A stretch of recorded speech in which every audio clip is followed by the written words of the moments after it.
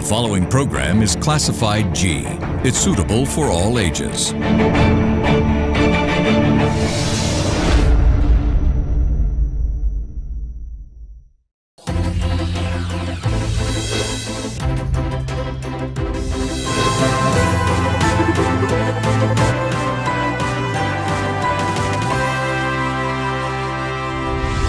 A very good evening and thank you for joining with us on Business Best tonight. This is a platform where we showcase the best in the business. We will be introducing to you people who have excelled in their particular field in order to showcase their latest developments in their respective industry. So today on the show, we have a pioneer in the field of education and the man behind it all.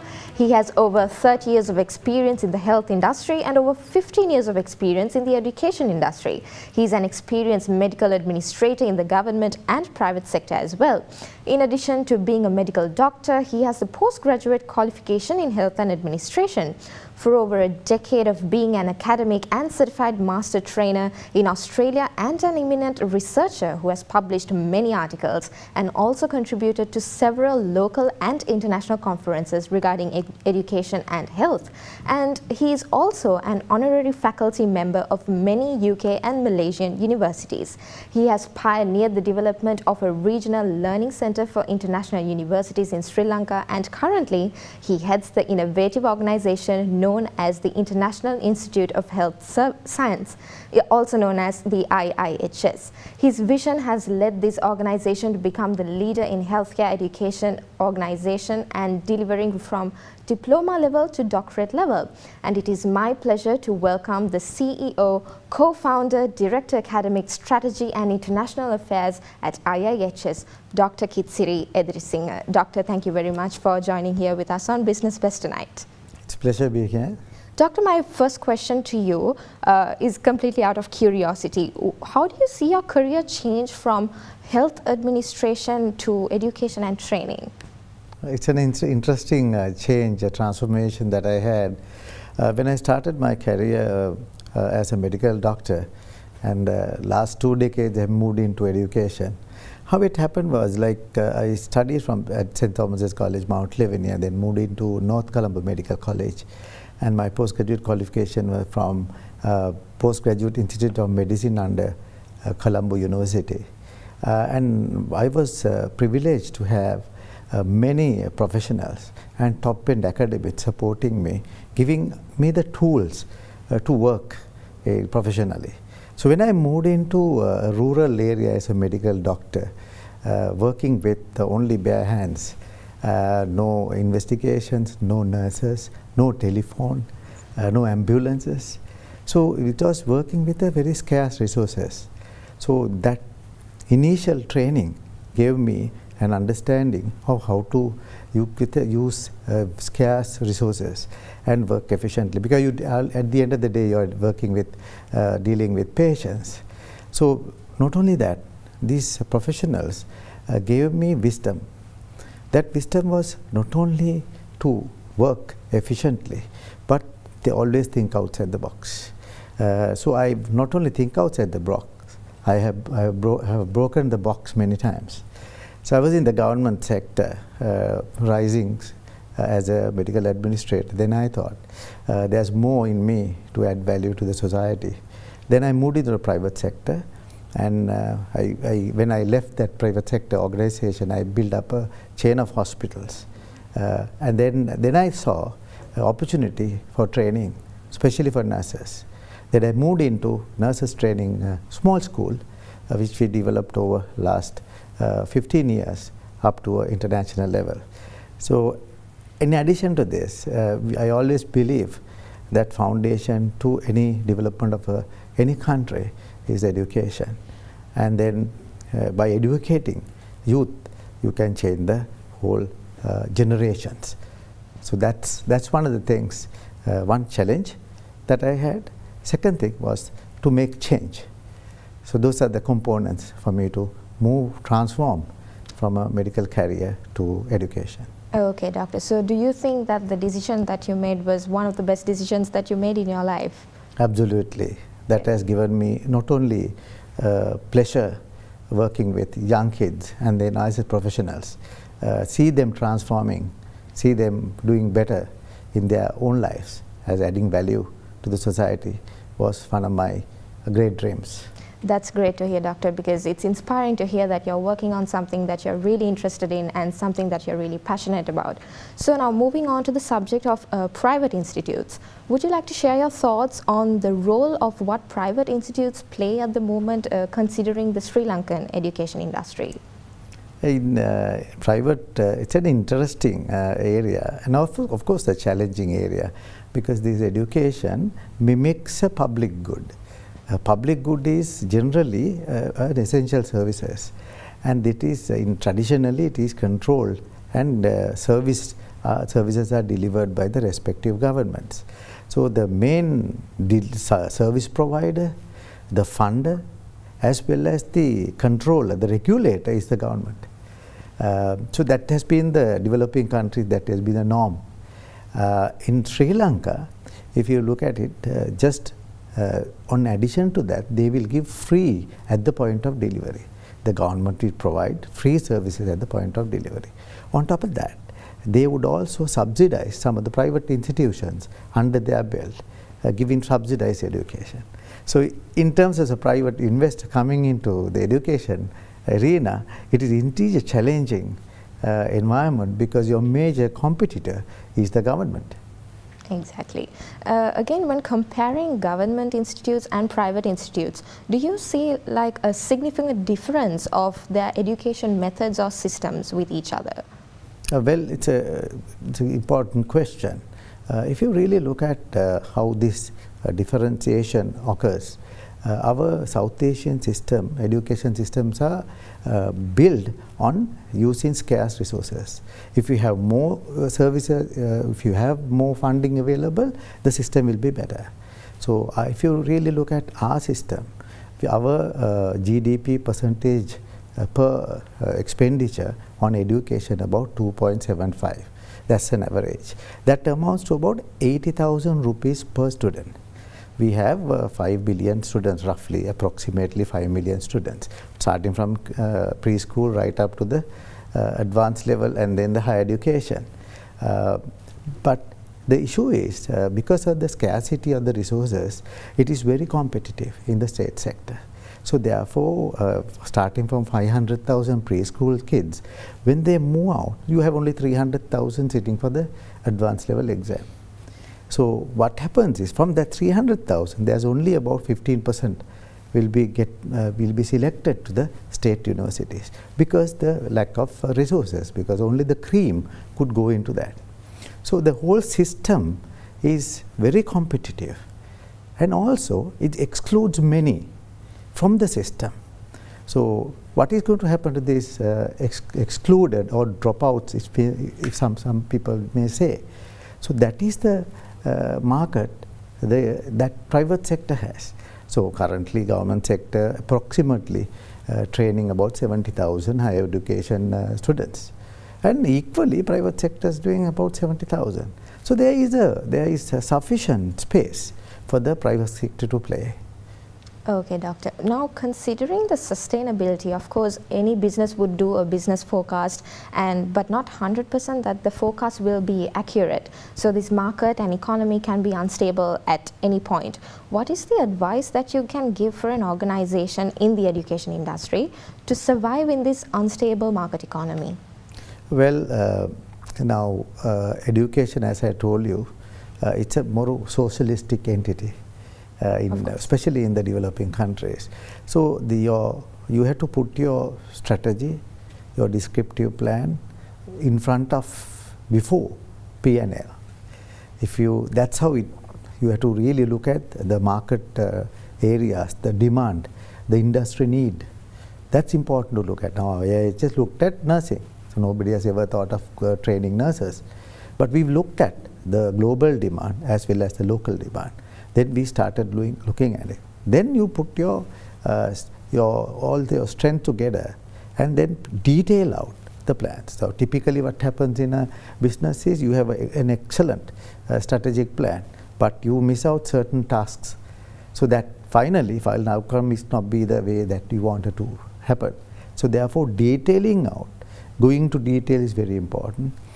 Then moving into the looking at how you can sustain your business. So a lot of common sense is needed and perseverance. As Sri Lankans, what I have seen in business world and the industry is that our perseverance is less. We easily give up things. So that's staying at one with your strategy, a detailed plan, and moving towards that amounts to sustainability and of course the profits of the business. Right. Thank you, Doctor, for sharing your experience, knowledge on this side of business. So we'll have to go into a short commercial break. We'll be back soon. On the other side, we are in discussion with Dr. Kithsiri Edirisinghe.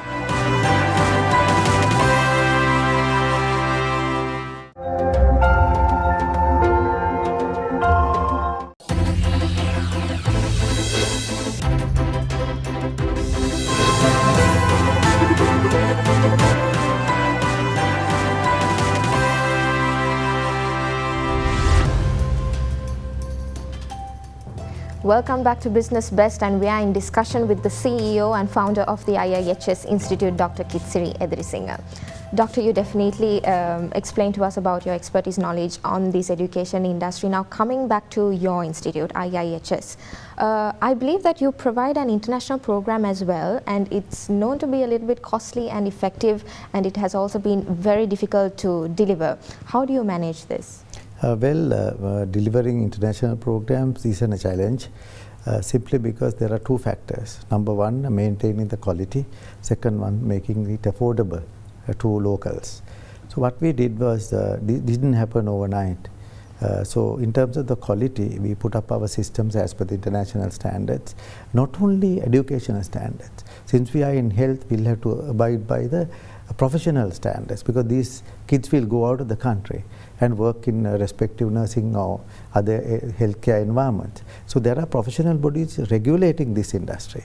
So generally what happens is they do a thorough audit before they come to an agreement on a particular program, and then semester wise there are quality audits, and annual there are physical audits. So that is one of the things that you have to really look at. And then the systems, training staff, putting up system, use of a latest technology, real time to absorb the other knowledge around what you have with your partners. Then secondly, what we did was of making affordable. So we created a platform called International University Learning Center, where we approached this in two segments.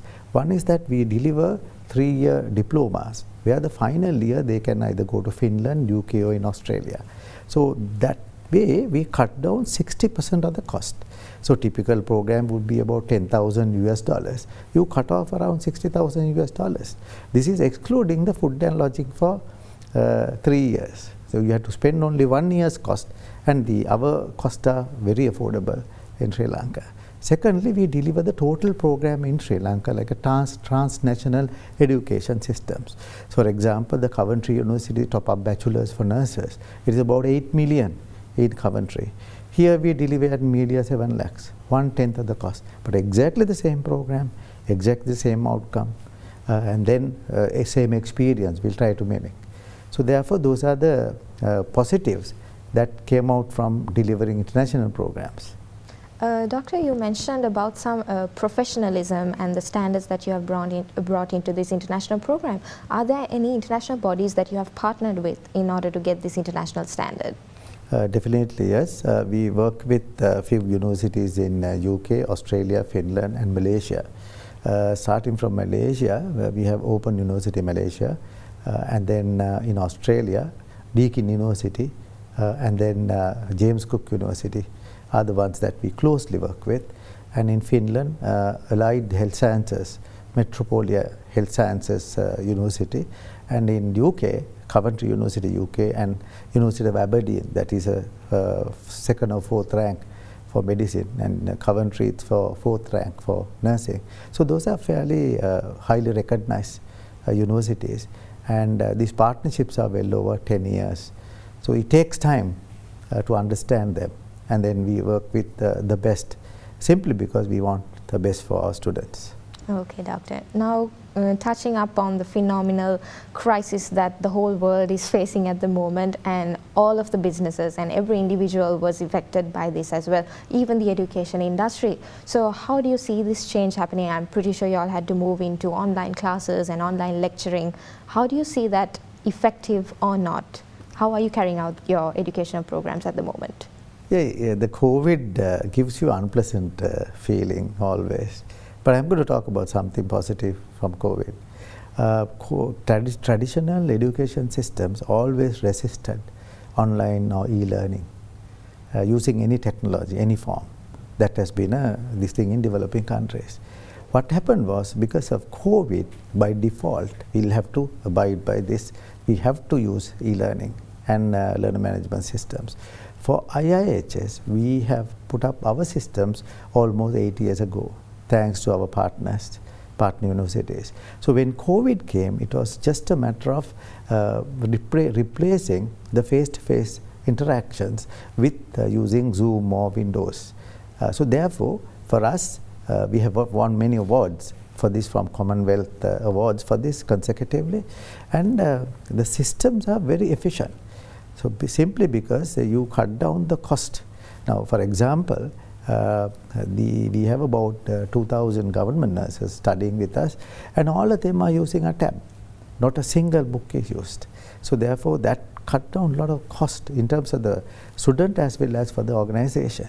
And the accessibility, you can study at any time, anywhere, and at your own pace, because they can be synchronized lectures, that is live lectures, or you can record it and play it, unsynchronized lectures. So you can do your things at your own pace. That's very important, especially for professionals. And then, sustainability. So you don't print papers, because and then the mobility, especially with this, cut down a lot of costs for even our staff and the other professionals, because it's quite remarkable really using e-platforms. And then you have the accessibility to world-class professionals. You can listen to a lecture from Deakin or any other university live, or synchronized lectures. Likewise, you have the accessibility to world top journals, books. So in future, with this, lot of physical entities will dissolve. For example, libraries are all digital now. So you might have a digital, you must have a physical library just as a monument in years to come. Right, Doctor. Now, something about, we would like to know your expertise, knowledge on this. When an individual or a student has to choose their career path, what is the advice that you can give for a parent in order to look for when selecting a university or the path that their child should follow? Yes, it's a very good question, because it's a milestone of one youth career. No? So what we do is, generally we would advise parents to look at the sustainability of jobs, because the world is changing very rapidly. So therefore the job market also changing. You have to really look at the next 15 years, what are the top jobs. And at least for you to graduate, your kid to graduate and take up a degree and then take up a job would take about at least 5 years.